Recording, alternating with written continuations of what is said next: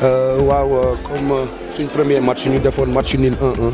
deuxième match bi aussi ñu def match nul 1-1 le plus important c'est de rester dans la course et nous sommes encore dans la course donc c'est un championnat match de poule qu'on va gérer au fur et à mesure et chercher le total de points qui nous permet de sortir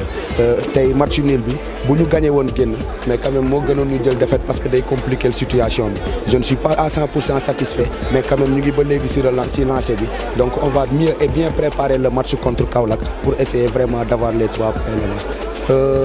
Temps de récupération bu tuuti donc joueurs yi dañu sonn principalement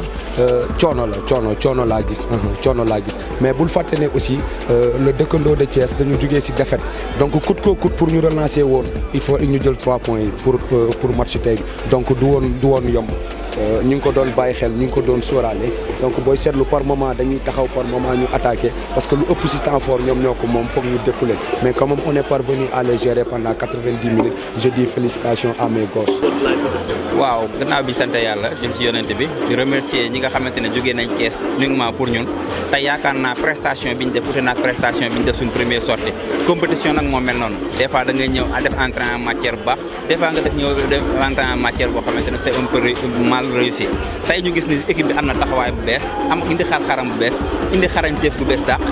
gën a wane ñi nga xamante ne loolu lañ ko xamee ci Thiès kaay gépp muy jom pour la ngor ak fayda tey wane nañ loolu xëy na chance moo manqué but bi ñëwul mais que xam ne ki nekk stade bi tey xam nga ne dëkkandoo moo dominé équipe bi 90 minutes dafa amul chance dugal effectivement avec beaucoup de sérénité nag avec l'appui de notre maire Talla Sylla qui est venu depuis Thiès ici pour assister notre match franchement on a mis tous les moyens et tous les actes de notre côté boo gisee ñun suñu organisation ak ni ñëwee fii ci Daara Jolof nga xamante ne dëkkandoo préparé na phase nationale yi parce que bi ñëwee dañu am ñaari local bien vrai que on cas li jëntil nañu local boo xamante ne nekk na fa mais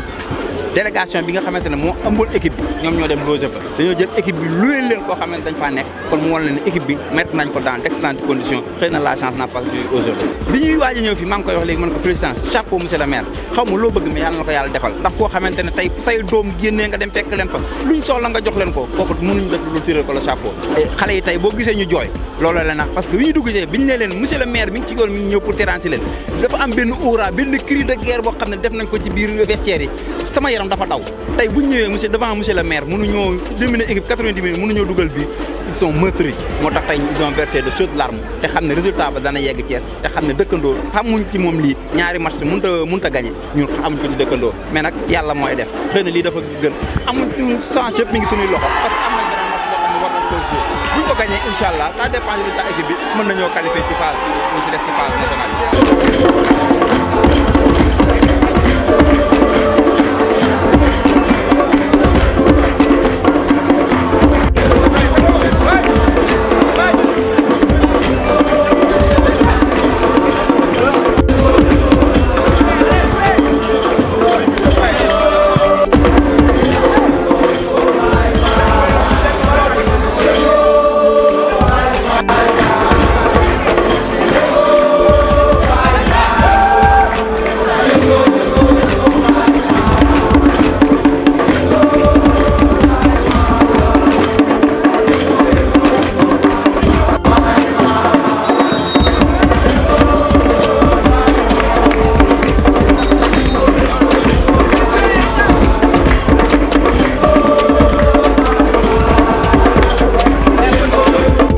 Je suis venu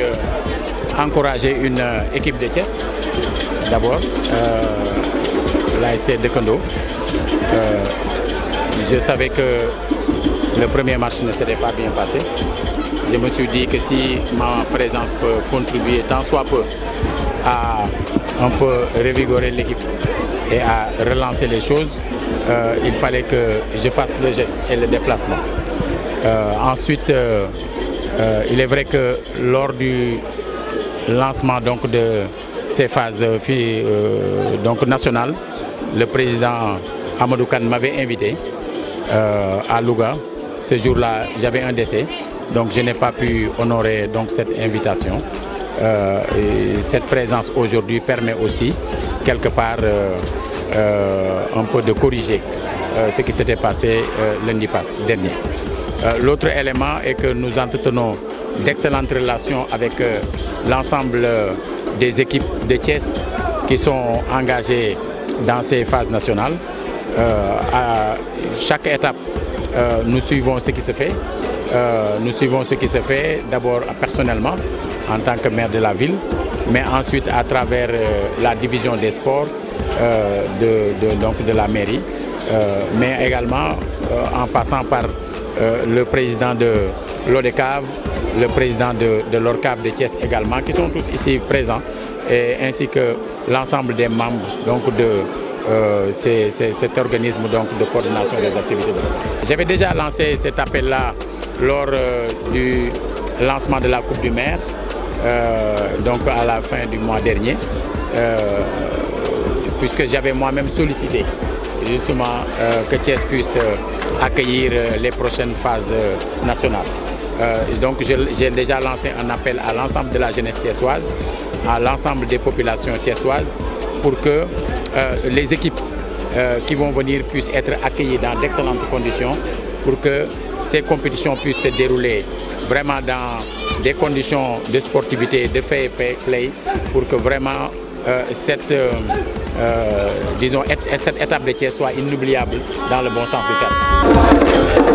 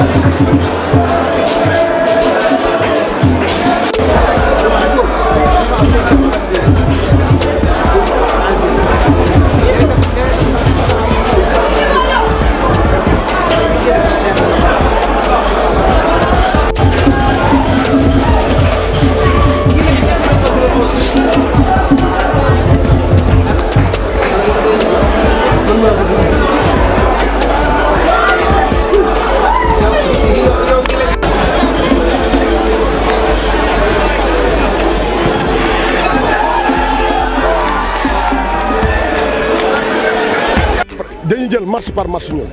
déjà ñun ay xale lañ yor ay jeunes lañ yor on va essayer de les récupérer rapidement nga xamante ni match yi dafa xaw a métti ak yooyu nga xamante ni suñ demee ci huitième de finale au moins dañ am fraîcheur bi ñu soxla ci ñoom. am na tuuti faay am na ay rectification yoo xamante ni suñ àggee incha allah on va rectifier les enfants si yenn positionnement yi yenn perte de balle yi ainsi de suite sauf que am na foo xam ne dañ leen ko baal par rapport ak terrain mais am na foo xam ne duñ leen fa baal c'est parce que dañ ko yombal trop te yombul le football n'est pas facile. Au niveau de l'entrejeu au milieu de terrain avec seen benn waaju njool jooju noonu le numéro 17 là il nous a posé beaucoup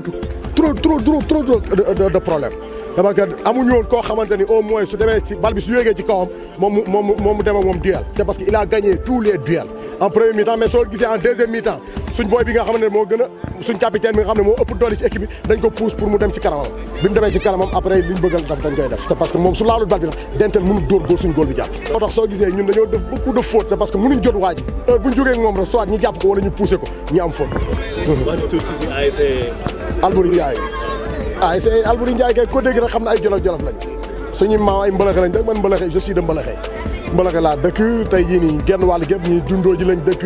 ñii kaaji ainsi de suite tey man Alaaji Daawda Ja lañ ma tuddalee suñu maam yi jógee woon fii demoon Kaolack nag sanc fa quartier tuddee ko abattoir Njolofeen muy jolof yi ñu dem ba nga xamante en 85 grand yi ñëw defar équipe bi tuddee ko Alboury. lan leen defal bi def tey. waaw tout d'abord alhamdulilah la ñuy wax ba pare di féliciter équipe bu Alboury di encourager aussi l'ASC Dental di wax alhamdulilah parce que match la woon rek te on s'est bien préparé waxoon nañu ko aussi ba ñuy ñëw que ni football la y a trois choses que ni victoire moo am défaite ak match nul yàlla def na tey défaite la ñu am dañ ci sant yàlla aussi ñu dem préparer waat parce que il nous reste un match à jouer te toujours ñu ngi ci carte gi jàpp nañ ni ba léegi la qualifier est possible non surprendre ñu bu may wax sax dama naan man dafa am lu ma bett sax parce que tey qualité jeu bi nga xamante ni moom la ñu produire franchement parlant damay féliciter les gosses parce que ñun li ñu ci def même pas 2 jours ñu mettre benn système en place te ñoom aussi ils l'ont bien compris ils l'ont vite compris ñu jouer premier match ba ki dem ñu am match ni tey ñu ñëwaat gën a monter niveau gën a yéegal niveau bi aussi parce que tey ku dikk ku nekk xam ne match bi match au niveau la woon match bu ñu doon xaar la aussi match la boo xam ne joué nañ lépp lu ñu waroon def nañu ko aussi malheureusement ci balle arrêtée ak mal compréhension entre le gardien ak ki nga xamante ne deuxième joueur bi waroon taxaw ci mur bi moom moo tax bii am mais dañuy ciy jàng nag parce que dañuy wax ne toujours défaite du nekkul li nga xamante ne bi ñun dañuy wax ne dañu perte mais dañu ciy jàng à ce que ëllëg bu ñu ñëwaatee aussi erreur yi nga xamante ne bi defoon nañu ko tey bu ëllëgee bu ñu ko defee.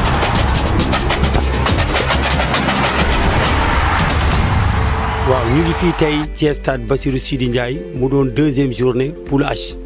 tey dañ fi amoon première heure mbooloo mi bu Tamba ak dëkkandoo bu Thiès match bi ñu fi amoon mooy parce que dëkkandoo dafa pertoon premier match am mbooloo mi dafa match nii loon donc dëkkandoo tey suñ ko gagné woon day toog bu ñu mënee lire match bi tey bi ñu footballé pratiquement boo xoolee dëkkandoo moo ko mënoon maanaam mbooloo bi match bi mu defoon keroog contre Dental répété wu ko dafa mel na effort physique yi dafa ci feeñ. donc pratiquement sur le plan physique sur le plan tactique dëkkandoo moo ko mënoon dëkkandoo moo dominé match bi am na à plusieurs reprises la balle de match mais daf ko raté pour montrer que encore dëkkandoo même keroog fekkente ne perte na contre Alboury defoon nañ match bu rëy mais malheureusement football dafa am ay réalité donc tey li ñuy wax mooy match nii la woon mais mbooloo mi moo am 1 point parce que dëkkandoo moo ko mënoon donc c'est dëkkandoo qui a perdu donc match nul bi day ouvrir porte pour wane que ni poule bi jusqu'à présent kenn toogagul en attendant la dernière journée. donc en deuxième heure ñu ngi amoon Dental bu Daara doon recevoir Alboury bu Kaolack Alboury dafa gagné woon 3-0 premier match am contre dafa gagné woon premier match am 3-0 contre dëkkandoo bu Thiès. donc tey Alboury bu mu ñëwee moog Dental ñuy football Dental équipe bu jàmbaare bu am courage bu am hargne bu xeex jusqu'au bout mais en contrepartie ñee ñoo gën a pare Dental équipe bi ñu préparé pour phase nationale donc soo xoolee ci duel yi bu ñu fubalee Dental répondre na physiquement répondre na tactiquement mais ñee ñoo mënoon Dental ñoo nekkoon ci kaw pour montrer que Alboury moo am équipe bu gën a prêt pour phase nationale yi que Dental donc Alboury tey gagné na benn coup franc Roberto Carlos bu latéral gauche bi dugal mooy deuxième fois muy dugal coup franc donc pour montrer que équipe Alboury bi pratiquement c'est l'une des équipes les plus sérieuses au tournoi c'est une équipe préparée qui joue bien au ballon qui a un bon coaching ak dañu taxaw ci terrain donc tey franchement parler ils étaient supérieurs à l'ASC Dental wane nañ ko gagné nañ maintenant suba day am modification ba ci am parce que suba match ci 7 ak par dimanche le match ci 5 heures lay commencé 5 heures Yaama Tooñ bu Ziguinchor boo xam ne qualifié na ba pare mooy dajeeg Jonick bu Fatick boo xam ne toog na qualifié ak toog na bon en attendant que PV yi jotaguñ leen donc match boobu mu neex la mais en deuxième heure penc bu daara day football contre Niafor bu Sédhiou Niafor ak Sédhiou penc li ko waral mooy gagné même bu match nii lee day toog donc vaincre ou disparaître donc tey lu ñuy ñaan mooy que tout daara se mobilise derrière l'ASC penc pour ñu am qualifié en 8e de finale donc bu niilee day toog parce que goal average am day négatif bu ñu demee goal average particulier ñoom ñoo yem même bu demee meilleure attaque day perte donc lu ñuy ñaan mooy suba que tout daara sort ñu xam ne aussi match yi dana guddee beneen facteur la aussi pour penc par mu football nocturne parce que première heure bi 17h lay commence pratiquement ay 6h30 lay jeex donc loolu lañ fi amoon tey ci stade Bassirou Sidi Ndiaye di wax ne nag phase nationale yi plus muy continuer plus match yi di gën neex peut-être que ñu ngi ñaan yàlla penc ak dental qualifié xëy na on cap xooral affaire am yi may ñu au moins ndax ñu jéem fi am 8e de finale ñu ngi leen di sant di leen gërëm loolu lañ amoon lu ñu leen di wax tey